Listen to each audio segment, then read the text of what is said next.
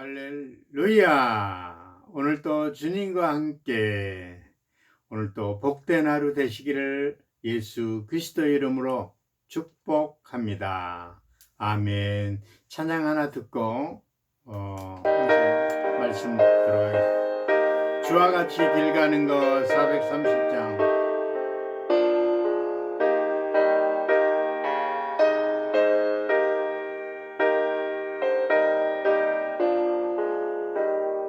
주와 같이 길 가는 것 즐거운 일 아닌가.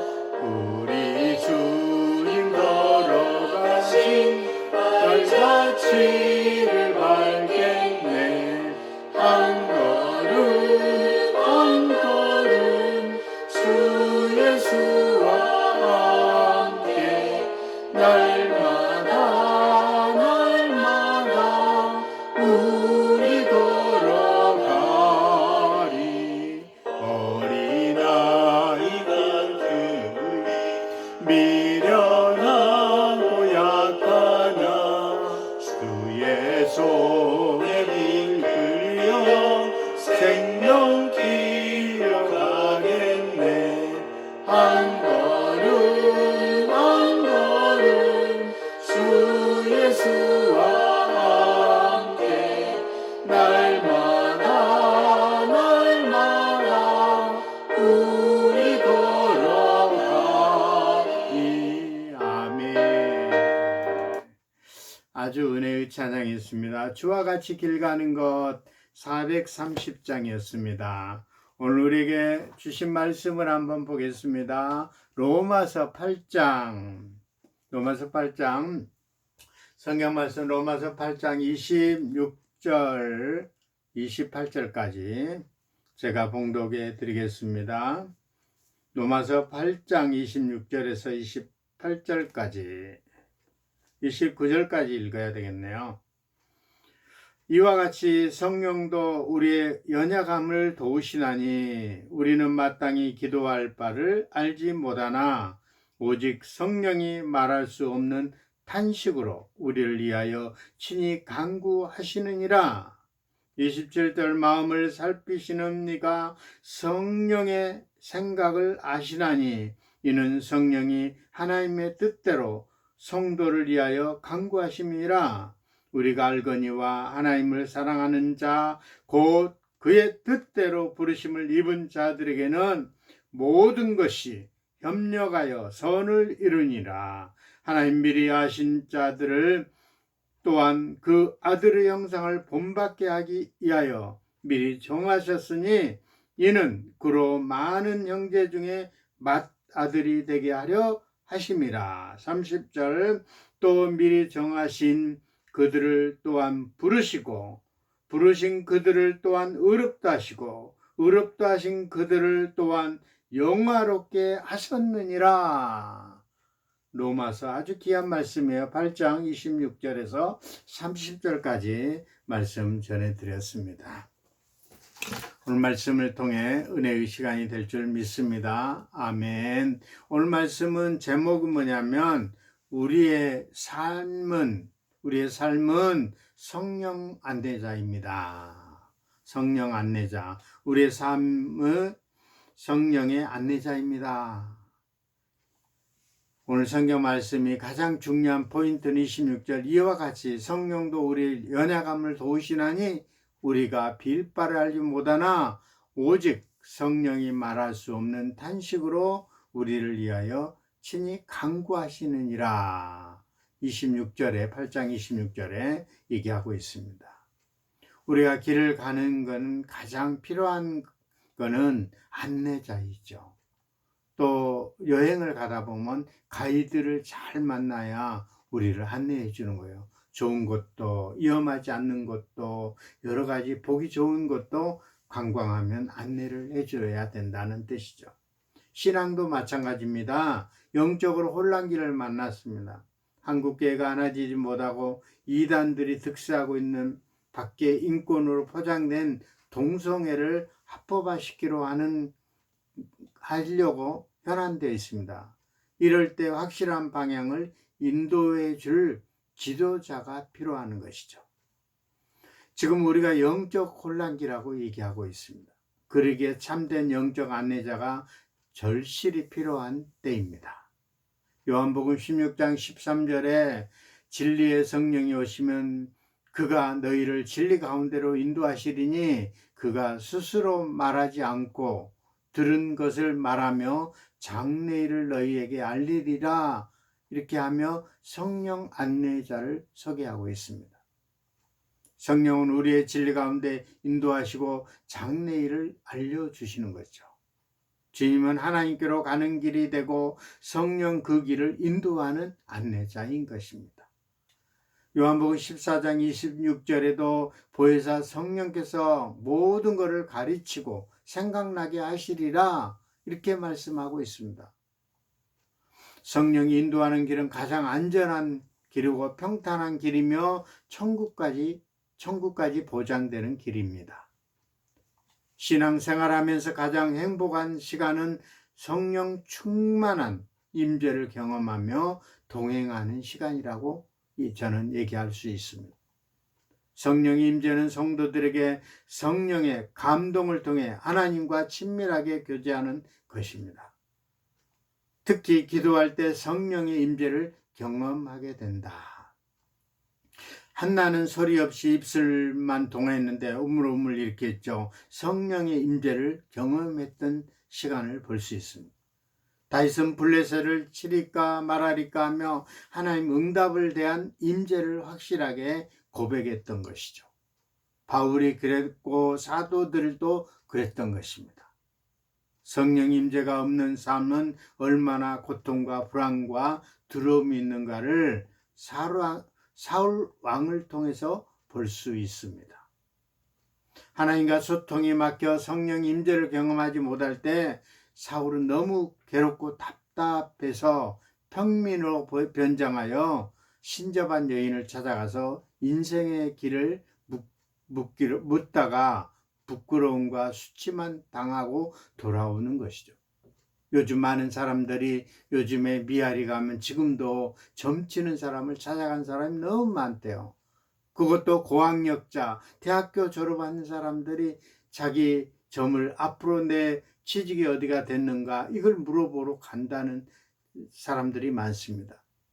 그리고 이 동네 일산에 가보니까는 일산에 어디 가면 점을 쳐주고 앞날을 밝혀주겠다고 이런 이 젊은 사람들이 거기 가서 쪼그리고 앉아서 있는 모습을 많이 보았습니다.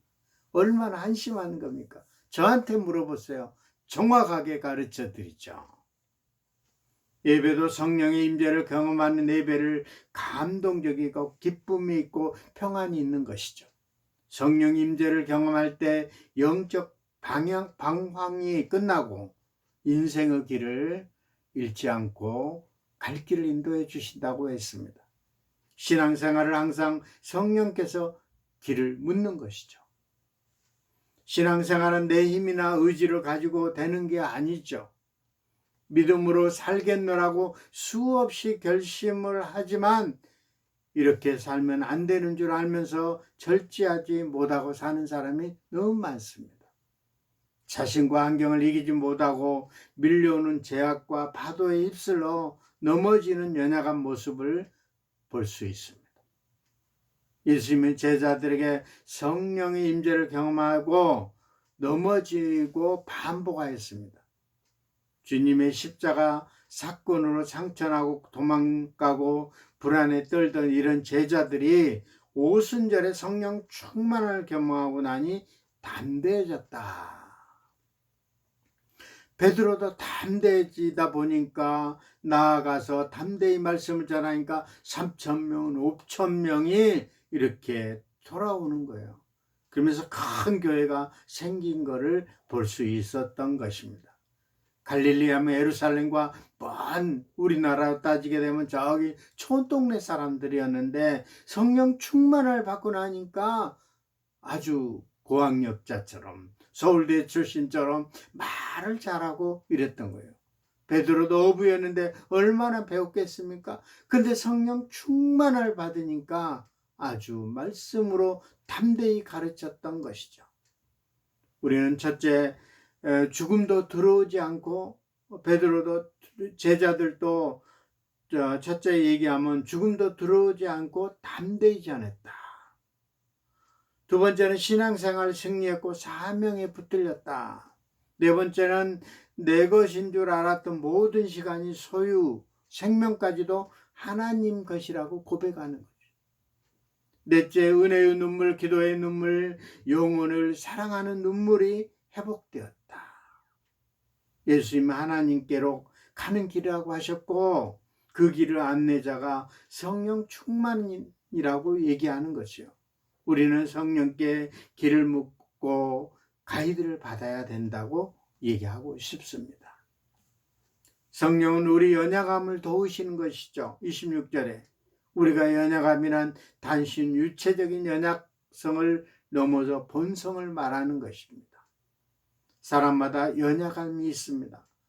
첫째, 자기 감정에 연약한 사람이 있고, 대표적으로 가인의 마음은 분노를 다스리지 못하고 동생을 죽인 인류의 최초의 살인자가 되었고, 사울왕도 자기 사이 다윗을 향한 시기와 질투심으로 살다가 스스로 목숨을 끊었던 것입니다.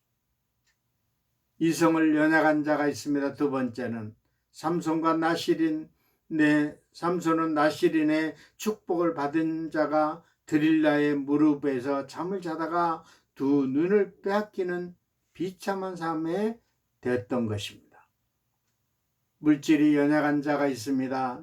세 번째, 유다는 예루살렘을 팔아버리고 그 돈을 써보지 못하고 괴로워하여 몸부림치다가 자살했던 것. 사람이 병이 들 때 온몸이 약해져서 병이 드는 것이 아니라 치명적으로 연약한 부분 때문에 몸 전체가 병이 들고 무너진 것을 볼 수 있었습니다. 우리는 영적 생활도 마찬가지죠. 잘하다가 한두 가지 연약 때문에 인생의 모든 것을 무너진 모습을 볼 수 있었습니다. 연약한 부분을 하나님께 고백하고 성령의 도움을 받으시기 바랍니다. 성령님은 나는 이런 부분이 연약합니다. 성령께서 도와주십시오. 이렇게 기도하고 요청하십시오. 성령은 우리 연약함을 도와주시는 것입니다. 성령은 우리 약함을 위해 중보해 주시는 거예요. 우리가 너무 약해서 무엇을 기도해야 할지 모를 때도 이럴 때 우리를 위해 기도해 주신 분이 바로 성령인 것입니다. 성령은 하나님 뜻 가운데 인도하신 분입니다. 성도가 바로 사는 방법을 하나님의 뜻을 따라 사는 것이죠. 성령은 우리 하나님 뜻 가운데 인도해 주실 줄 믿습니다. 하나님 뜻을 따라 살아갈 때 평안이 있고 보호자가 있고 복된 날이 있는 것이죠.